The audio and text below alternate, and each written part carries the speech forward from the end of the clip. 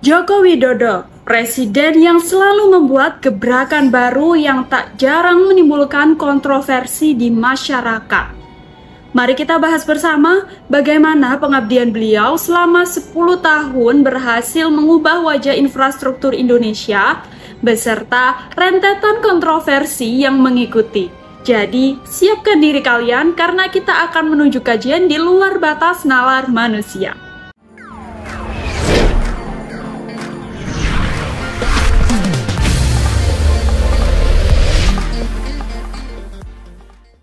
Pada saat Joko Widodo pertama kali terpilih sebagai Presiden Republik Indonesia pada tahun 2014, salah satu janji kampanyenya yang paling menonjol adalah pembangunan infrastruktur yang merata di seluruh negeri.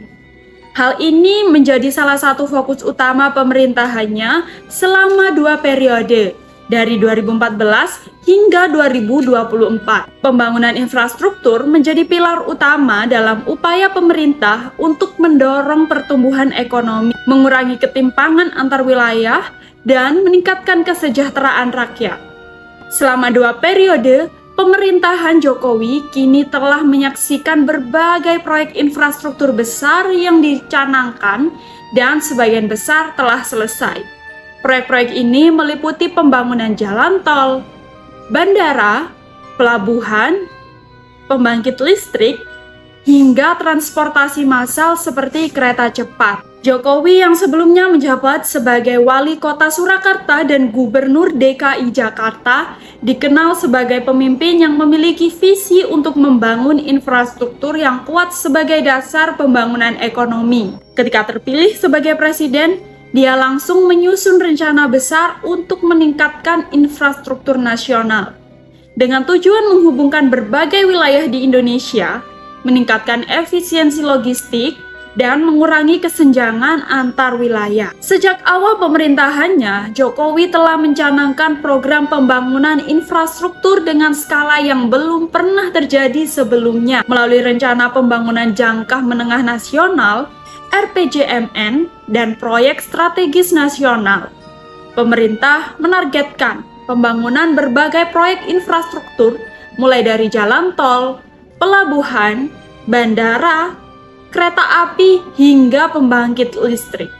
Pada periode pertama pemerintahannya, Jokowi langsung tancap gas dengan meluncurkan berbagai proyek infrastruktur. Berikut adalah beberapa pencapaian utama selama periode 2014 hingga 2019. Jalan Tol Trans Jawa.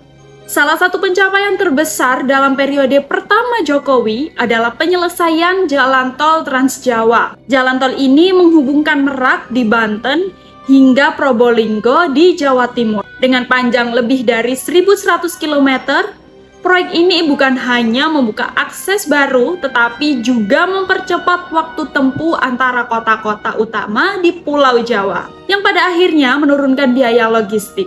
Menurut data dari Kementerian Pekerjaan Umum dan Perumahan Rakyat (PUPR), dengan adanya jalan tol Trans Jawa, waktu tempuh Jakarta hingga Surabaya yang sebelumnya bisa mencapai 12 hingga 14 jam, ini bisa ditempuh dalam waktu sekitar 9 sampai 10 jam saja. Pembangunan pelabuhan dan bandara.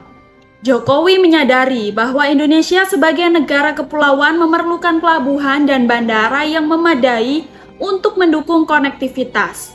Selama periode pertama, beberapa pelabuhan dan bandara harus dibangun atau diperluas, termasuk Pelabuhan Patimban di Jawa Barat yang diharapkan menjadi pusat ekspor otomotif Indonesia. Di sektor penerbangan, perluasan dan pembangunan bandara baru dilakukan di berbagai daerah.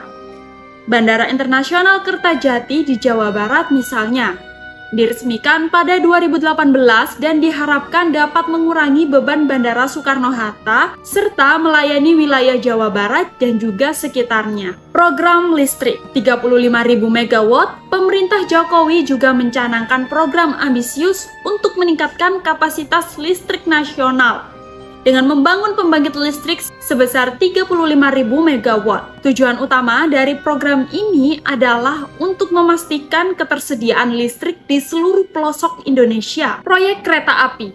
Di sektor transportasi massal, pemerintah Jokowi juga memberikan perhatian besar pada pengembangan jaringan kereta api, terutama di luar Pulau Jawa.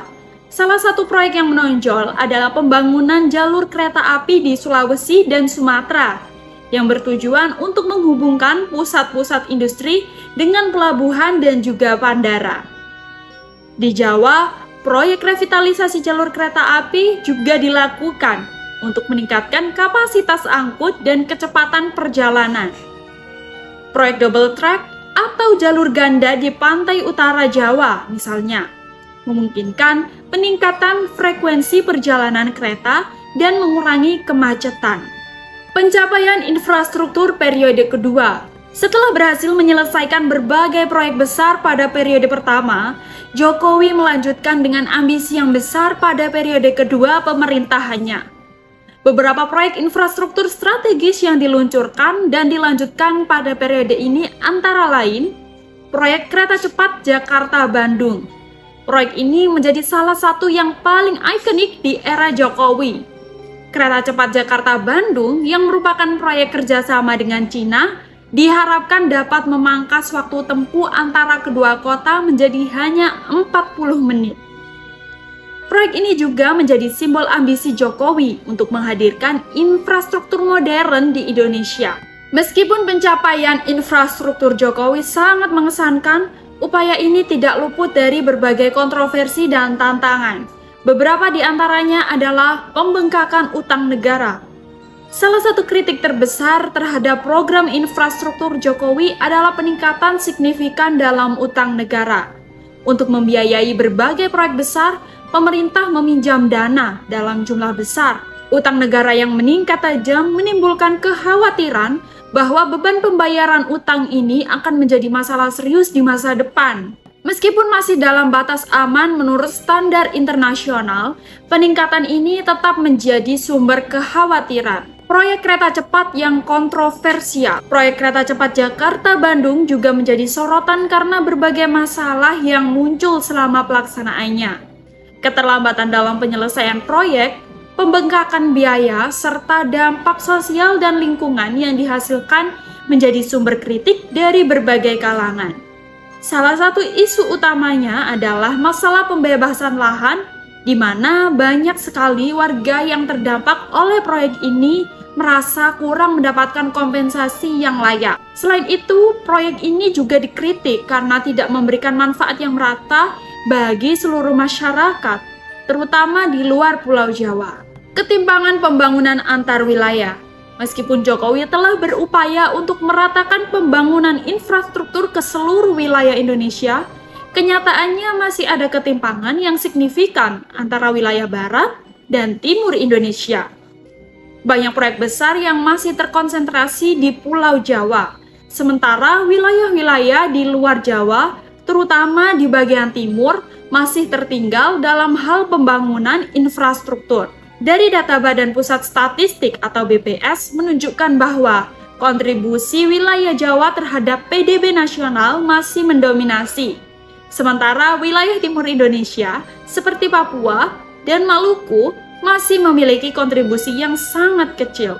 Hal ini mencerminkan adanya kesenjangan dalam pembangunan ekonomi dan infrastruktur antar wilayah barat dan timur Indonesia. Pelajaran yang bisa diambil dari dua periode pemerintahan Jokowi adalah bahwa pembangunan infrastruktur memang sangat penting untuk mendorong pertumbuhan ekonomi dan meningkatkan kesejahteraan rakyat.